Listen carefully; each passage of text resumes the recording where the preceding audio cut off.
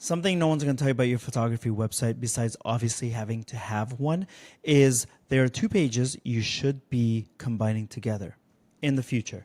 Your About page and your Contact page need to be together as one unit. The reason for that is that people don't want to go through that many pages and you want to simplify things. So if I've fallen in love with your work, I want to know who the photographer is. I'm going to go to your About page. If I like who I see, if I like the photo, if I like what you've written about yourself or the video about yourself, then the Contact page only makes sense to be in that same page right then and there. Don't make me do extra work. Don't make me have links that I need to click. Let me know how to reach you right there.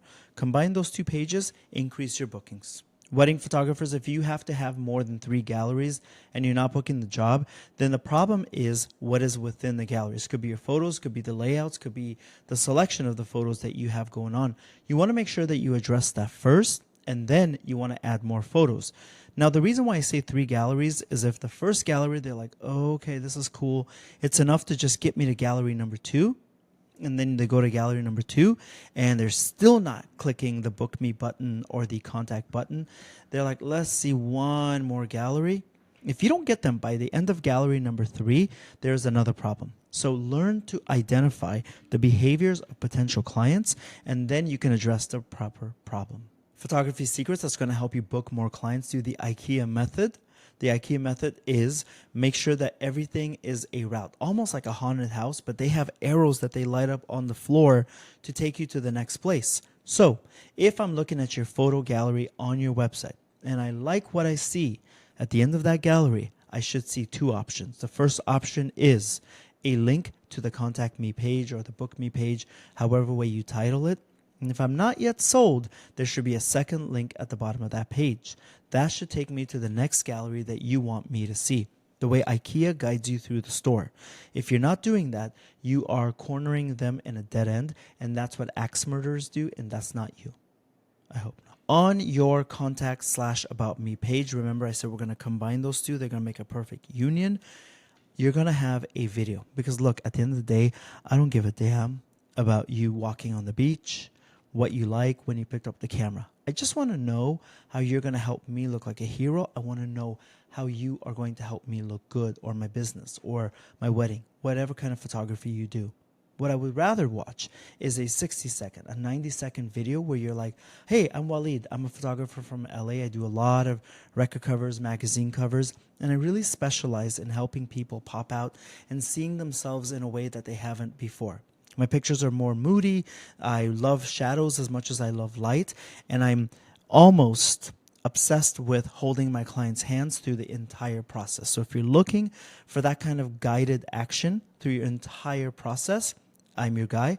Please contact me in the contact form right below this video. Versus me saying, I like tacos and music. Nobody wants that. Photography website tips no one else is going to tell you because they're not me. Your gallery should only have 12 to 14 images maximum. Minimum 9. There's a reason for this. Maximum 14.